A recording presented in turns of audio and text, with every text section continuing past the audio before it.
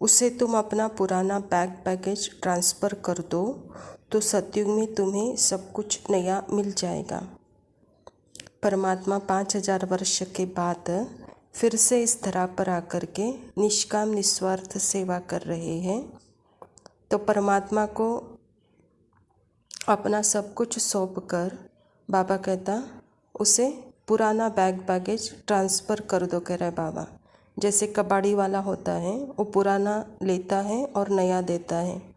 तो शिव बाबा भी आज कबाड़ी वाला बन कर के आया है, क्योंकि जो पुराना तन है जिसको हम संभाल नहीं सकते, अगर उसको सौंप देंगे तो पुराना तन तंदुरुस्त हो जाएगा। जो बिगड़ा हुआ मन है तो उस मन को भी परमात्मा को लगाएंगे तो शुद्ध शांत पवित्र हो जाएगा। और जो भी बचा कुचा धन है अगर परमात्मा के भंडारी में हम डालेंगे तो जन्म जन्मांतर के लिए सदा के लिए धनवान बन जाएंगे, क्योंकि वो पुराना लेता है और नया सब कुछ देने के लिए आया है। प्रश्न है, बाप को किन बच्चों की हर प्रकार से संभाल करनी पड़ती है? जो निश्चय बुद्धिवन अपना सब कुछ पूरा समाचार बाप को देते हैं, बाप से हर कदम पर डायरेक्शंस लेते हैं, ऐसे बच्चों का बाप को बहुत ख्याल रहता है। बाबा क्या कह रहा है? जो पूरा अपना समाचार देते हैं निश्चय बुद्धि बन करके।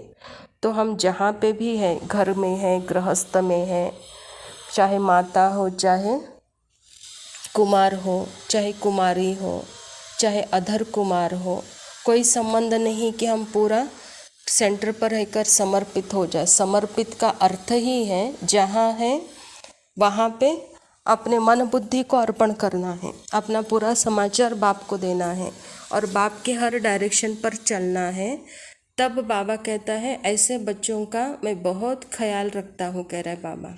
तो वो बच्चे कितने भाग्यवान हैं जो स्वयं परमात्मा ऐसे बच्चों को परमात्मा के ख्यालों में ऐसे बच्चे हैं। और बाबा कहता है ऐसे बच्चों का मैं ख्याल करता हूँ, कह रहा है बाबा। तो हमको भी परमात्मा के ख्यालों में रहना है, ऐसे श्रीमत पर निश्चय बुद्धि बन करके चलना है। कभी भी देहाभिमान में आकर के परमात्मा के कार्य में हो या उसके बताए गए श्रीमत पर हो या वो पढ़ाई पर हो, उसके कोई भी बात में कोई नुकसान हो ही नहीं सकता, क्योंकि उसका मार्ग हमेशा सुखदायी है। और जिस मार्ग पर हम चलते हैं वहाँ पे सुख ही सुख है, उसके मार्ग में कभी दुख आ ही नहीं सकता। तो इसलिए बच्चे मेरे ऊपर कभी संशय नहीं करो, कह रहा है बाबा। धारणा के लिए मुख्य सार है, बाबा का किसी का भी अवगुण नहीं देखना है।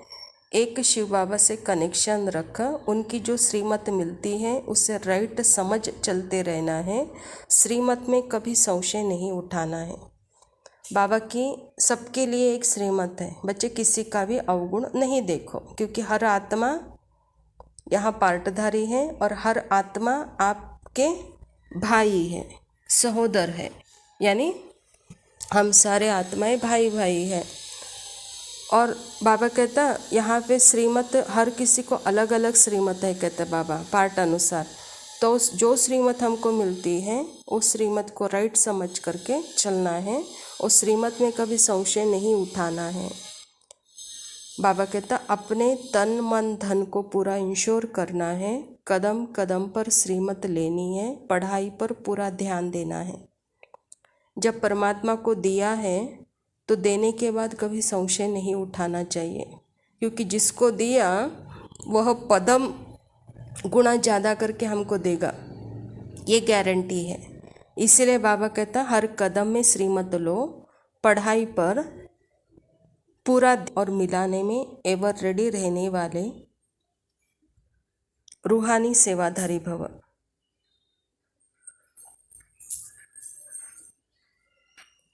बाबा कहता जैसे स्थूल कार्य में सदा बच्चे एवर रेडी रहते हों, जहाँ बुलावा आता है वहाँ पहुँच जाते हों, ऐसे अभी मनसा धारणा में भी एवर रेडी रहो। जिस आत्मा का जो संस्कार है उसे न देखते हुए उसे मिटाओ और अपना संस्कार उसके साथ मिलाओ कहता बाबा। तो उसमें एवरडी अभी बन जाओ।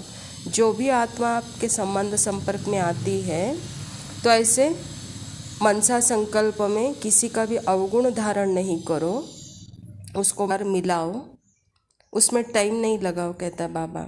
जैसे बाप के संस्कार है वैसे संस्कार आपके हो जाए, यह संस्कार मिलाना सबसे बड़े ते बड़ी रास है कह रहे बाबा। स्लोगन है, प्यूरिटी की रॉयल्टी का अनुभव करना और कराना ही रॉयल आत्मा की निशानी है। हम आत्माएं परमात्मा के संतान हैं और परमात्मा पिता हमारा पिता है, तो उस पिता के अनुभव में रहते बाबा कहता है ये बहुत रॉयल्टी का अनुभव में रहना है और हर आत्मा को रॉयल्टी का अनुभव कराना है कहते हैं बाबा। ओम शांति।